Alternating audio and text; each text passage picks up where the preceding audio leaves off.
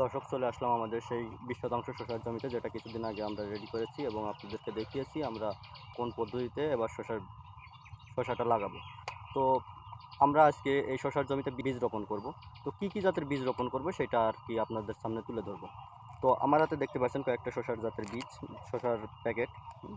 আমরা 3টা জাত রোপণ করব এই জমিতে, তো সেগুলোই আপনাদেরকে দেখানোর জন্য নিয়ে এসেছি। তো প্রথমেই যেটা দেখাবো আপনাদেরকে, এটা হচ্ছে গ্রিন বার্ড। এটা হচ্ছে এয়ার মালিক সিড বাজারজাত করে। তো এটা আমরা লাগাচ্ছি 5 প্যাকেটের মতো, অর্থাৎ এক প্যাকেটে 200 পিসের মতো বীজ আছে, 5 গ্রামের প্যাকেট। তো এটা লাগাবো প্রায় 1000 পিস বীজের মতো এটা লাগাবো। আর এরপরে যেটা লাগাবো আমরা, আরেকটা যেটা লাগাবো সেটা হচ্ছে সামরিন এগ্রো ওয়ান গ্লোবাল লিমিটেডের সামরিন। তো এটা আমরা লাগাচ্ছি 1 প্যাকেটের মতো।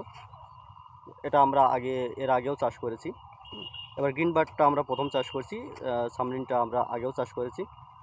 তো এরপর আমরা রিচার্জে যেটা রেখেছি, আমরা প্রত্যেকটা শসার প্লটেই একটি করে জাত রিচার্জে রাখি। তো এবার যেটা রাখছি সেটা হচ্ছে ইন্ডিয়ান কৃষি সেবায়ন কোম্পানির সাবিত্রী শসাটা। এটা ইন্ডিয়ান সাবিত্রী শসা। এটা দেশির মতো লুক আসবে, হাইব্রিড এবং দেশির মতো লুক আসবে।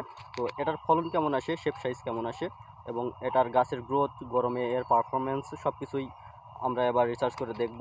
তো এর সাথে সাথে ভিডিও দিয়ে প্রত্যেকটা আপডেট আপনাদেরকে জানাবো। অবশ্যই আপনারা সম্পূর্ণটা জানতে এবং দেখতে আমাদের সাথেই থাকবেন এবং আমাদের চ্যানেলটা অবশ্যই সাবস্ক্রাইব করে রাখবেন। ধন্যবাদ সকলকে।